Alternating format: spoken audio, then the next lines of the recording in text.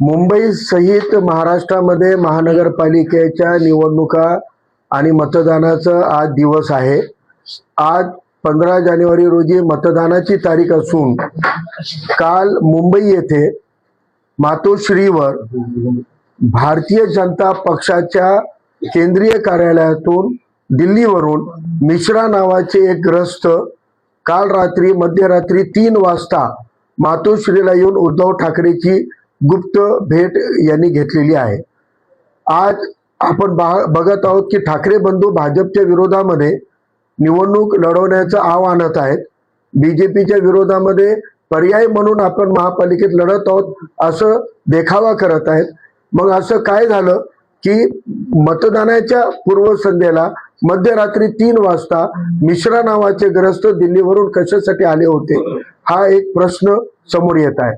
आम्हाला मिळालेल्या सूत्रांच्या माहितीनुसार त्या बैठकीमध्ये आज कोणकोणत्या जागेवर एकमेकाला मदत करायची आहे, संभाव्य निकाल लक्षात घेता महापौर निवडीपर्यंत आपण कशा पद्धतीनं सोबत येऊ शकतो, म्हणजे उद्धव ठाकरे यांची शिवसेना आणि भाजप हे एकत्रित येऊन महापौर देण्यापर्यंतच्या नियोजन कालच्या त्या बैठकीमध्ये झालेलं आहे अशी आम्हाला सूत्रांकडून माहिती आलेली आहे।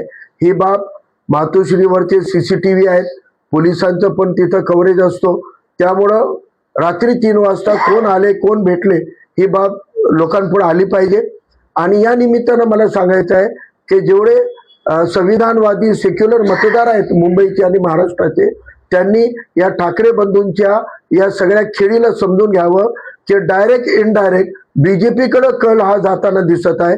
त्यामुळे सेक्युलर मतदारांनी खास करून फुले आंबेडकरवादी मायनॉरिटी मुस्लिम मतदारांनी आपलं मतदान करताना काल रात्रीची घटना लक्षात ठेवूनच मतदान करावं। आपल्याला या महाराष्ट्रात संविधान आणि संविधानवादी व्यवस्था वाचवायची असेल तर आपल्याला संविधानवादी लोकांच्या पाठीशी ताकदीने उभं राहण्याची गरज आहे। ज्या पद्धतीने वंचित बहुजन आघाडी आरोप करताना दिसते त्याचे काय पुरावे वंचितकडे आहे जेणेकरून तुम्ही भेटीगाडीची गोष्ट बोलताय? माध्यमांना आमचं तेच म्हणणं आहे की आम्ही जे माहिती तुमच्या समोर आणलेली आहे ही माहिती समोर आणण्यासाठी मातोश्रीचे CCTV फुटेज तपासले तर मध्यरात्री 3 वाजताची भेट आहे, म्हणजे 2:30 ते 3:30 मधले CCTV फुटेज मध्ये हे सगळं पुरावा समोर येऊ शकतो। मुंबईचा हा विषय आता नांदेडमधून प्रेस टाकायचे, मुंबईमध्ये तुमचे अनेक नेते आहेत, शहराध्यक्ष असतील, तुम्ही प्रवक्ते असतील किंवा तुमचे उमेदवार असतील,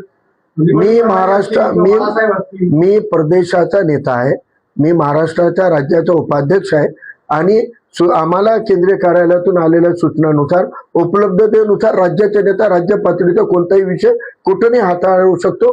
हा विषय महाराष्ट्राचा आहे, महाराष्ट्राच्या स्वाभिमानाचा आहे, त्यामुळे महाराष्ट्राच्या जनतेला मुंबईच्या जनतेला नांदेडमधून सुद्धा ऍड्रेस करता येऊ शकतो। मातोश्रीमधले जे फुटेज आहेत वंचितच्या हाती काही लागलेत काय, काही फोटो वगैरे काय लागलेत का? तुम्ही मातोश्रीकडे जाऊन म्हणताय आता ते फोटो वगैरे काय? नाही, आता आम्हाला सूत्रांकडून ही माहिती आलेली आहे आणि खात्रीशीर माहिती आहे, त्यामुळं अशा अनेक गोष्टी आहेत। तिथं रेकॉर्ड राहतो, गेटवर रेकॉर्ड राहतो, कोण आले कोण गेले, तिथं फक्त मातोश्रीचे भाऊसार नसतात तर महाराष्ट्राचे पोलीस सुद्धा राहतात, त्यामुळे ही माहिती जगासमोर येऊ शकते।